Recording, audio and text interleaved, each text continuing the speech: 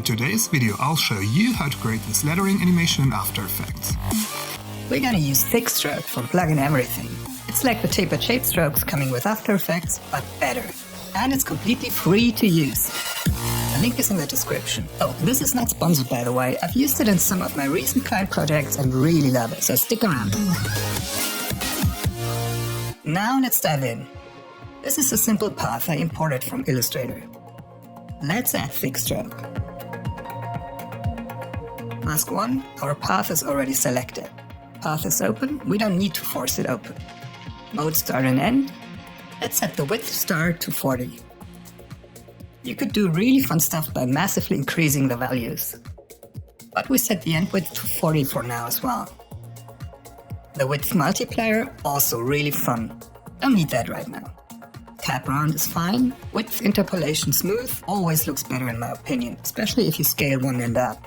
Here's the difference between linear and smooth. Let's set the end back to 40. Now to my favorite option, color. You can choose up to 4 colors, which is amazing. I think 3 is enough for this path. Let's begin the gradient with orange. Next I think pink would look great. And let's end with a bright yellow. Of course you could switch colors, change the cycle. And what is really convenient, reverse draw order, which changes the parts of the stroke that are behind. You probably know trim paths already, but you can influence the width or end color. They move along with your start or end point, which is awesome. We set it to color. Finally, let's raise the quality a little bit. Enough talking, let's actually animate. We set a keyframe for the end and set it to 0%. Press U to see the keyframes in the timeline. At 48 frames, we set it to 100%. See how the gradient follows the endpoint? Awesome. But the movement is too linear right now. So let's adjust the speed. We go to 8 frames and move the end down to the corner. Then we move to 14 frames and move the end to this top curve here. We set keyframes where we want the line to slow down. Usually that's curves like the top of the E, corners like these two of the Y shape.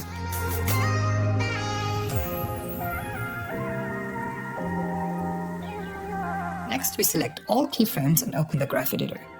Make sure the snap icon is activated and edit speed graph is selected. We start with the first one. Move it down, drag the handle to the right for a slow start. Then a sharp curve. It almost stops, so we move these points down almost to the 0 line. Then a curve. Not as far down as the last one.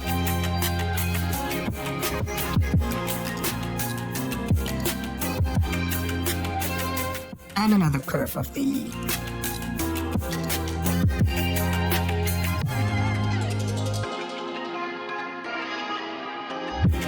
Finally, 2 corners. We move the points further down. Make sure these speed curves are all nice and smooth. Awesome. Let's shift colors. I want it to end with yellow. The speed seems fine for me, otherwise I would adjust the keyframes in the timeline. Next we need to add some motion to this path. We set a mask path keyframe at 8 frames. At 10 frames, just after the endpoint past the corner, we move this bottom point down a few pixels. After the stroke passed the top curve, we copy and paste the first keyframe here. So that we have the original form again, but then move this curve up a little bit. We move on like that. Basically 1 or 2 frames after the endpoint past a curve or corner, we copy and paste the first mask path keyframe and adjust the form a little bit.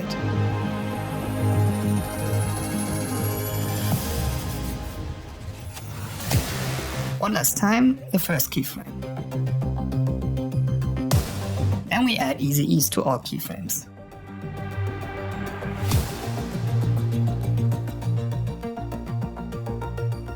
Nice.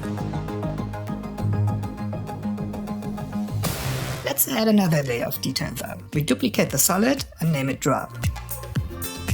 Set the width start to 0, the width end to 55. Slightly bigger than our stroke. Then we set the color mode to solid and choose white. Set the start point to 95%.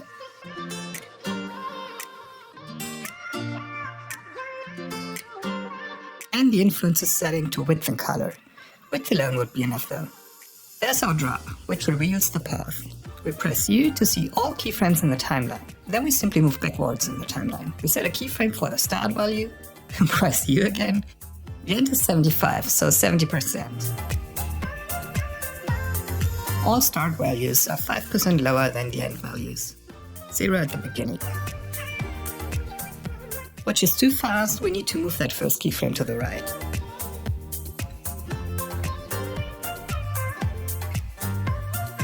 Alright, and we set the endpoint of the solid here right after it reached the end. One last thing, let's add even more details. With no layer selected, we grab the pen tool and draw a path along the first letter. Use the Convert Vertex tool to adjust the form. Stroke width 4 pixels wide. We add trim paths. Set the start and end value to 0. Set a keyframe for the end.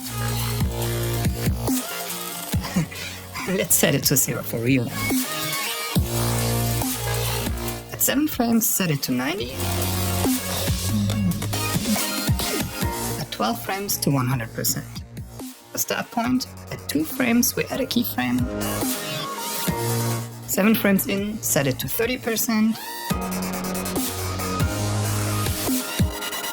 At 12 frames, set it to 100. And add easy ease to all keyframes. Trim the layer.